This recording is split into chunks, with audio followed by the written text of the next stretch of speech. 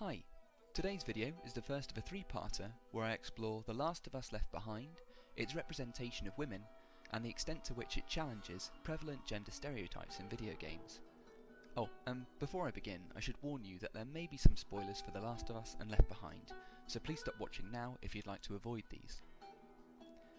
Left Behind is the DLC expansion to the hugely popular The Last of Us, an action-adventure survival horror video game set in a post-apocalyptic America where a parasitic fungus has transformed much of Earth's population into mindless, zombie-like creatures. In Left Behind, we follow Ellie as she searches an abandoned Colorado mall looking for medical supplies to save the life of her severely wounded companion, Joel. Left Behind also explores Ellie's recent past through the use of flashbacks, where we're treated to gameplay segments of Ellie and her best friend Riley roaming around a mall back in Boston. The idea for this video first came to me during a replay of the game's opening chapter. In this portion of the game, Ellie's tasked with entering the store American Princess to retrieve a key. While every other store in the mall lies in a state of disarray, American Princess remains conspicuously intact. Instead of smashed glass and rows of empty shelves, dozens of dolls remain untouched, housed in pristine cabinets and dressed in immaculate 19th century clothing. This detail, tiny though it is, had me thinking about gender representation and the use of environmental art as metaphor. In the world of The Last of Us, survivors only loot items of value, leaving behind everything else. The fact American Princess remained completely untouched seemed testament to me of the regressive depictions of femininity housed within it. A brand of femininity that celebrates beauty, passivity, and the ability to nurture, as exemplified by the dolls, is deemed useless, and so left alone. It got me thinking, perhaps this was no accident. Perhaps the developers were encouraging a similar abandonment of the outmoded stereotypes by which female characters are commonly depicted in games. It's this I'd like to explore in my forthcoming videos. So, to kick off this three-parter, exploring Left Behind through a feminist lens, we'll begin by examining the myriad ways the game empowers its female protagonist and challenges the more common representation of women as disempowered. Many critics have lambasted the way female characters often conform to the damsel in distress trope, where, to quote Anita Sarkeesian, a female character is placed in a perilous situation from which she cannot escape on her own and must be rescued by a male. This trope dates back as far as the 1980s and is understandably contentious due to its implicit message of women as weak, passive, and ineffectual. However, through its narrative conceit and mechanics, Left Behind does a fantastic job of challenging this long adhered to trope. So let's take a look, beginning with the narrative. As the opening cutscene unfolds, a player could be forgiven for assuming Left Behind's plot features the typically uneven male-female power dynamics often seen in games. As Ellie crouches over her wounded companion Joel, and with a look of desperation pleads, "You gotta tell me what to do," it seems the game's already ascribing to this time-honoured tradition of portraying women as weak and dependent upon men for protection.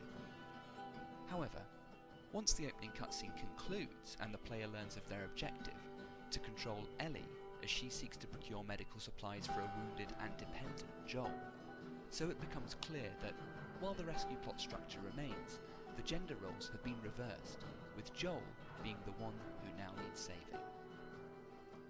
This unconventional narrative setup is no coincidence, considering Neil Druckmann, the game's creative director, stated in an interview his desire to subvert the prevalent tropes abounding in games by transforming Ellie from a stereotypical damsel into the capable and independent character she later becomes.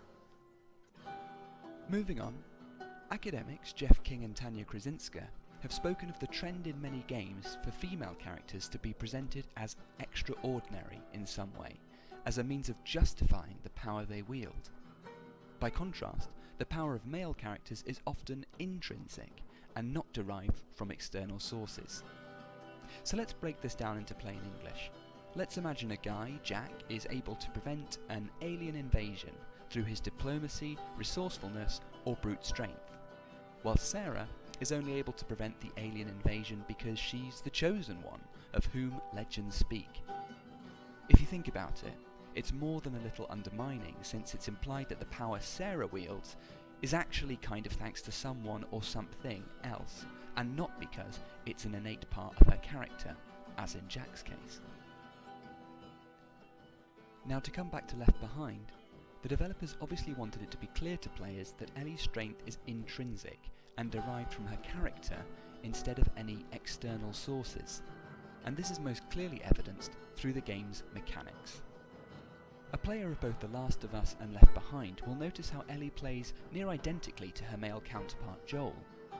Like Joel, Ellie's confident using a range of weaponry, crafting new items from old ones, and locating the precise whereabouts of enemies through enhanced listening. So there's an equality in the way both male and female characters are presented here.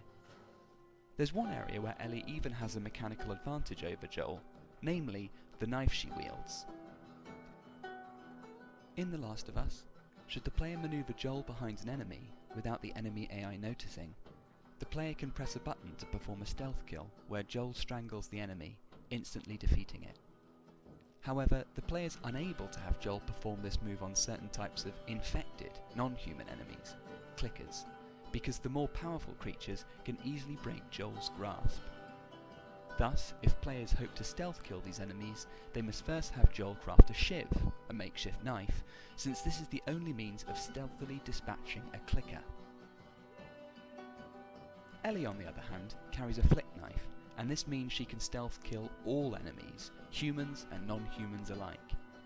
Moreover, while the shivs Joel crafts are fragile, withstanding only a few uses, Ellie's knife's durable and can be used infinitely. Now, admittedly, the developer's decision to have Ellie wield a knife may be born from a desire to narratively justify how it is a teenage girl can dispatch enemies via hand-to-hand combat as swiftly as a fully grown man. But it's also a mechanic that empowers Ellie. Not only can she dispatch enemies with the same finesse as her male counterpart, in some contexts her knife grants her a tactical advantage, helping her surpass Joel in her ability to kill, thereby continuing to undermine this notion of women as disempowered when compared to men. I'll leave it there for now.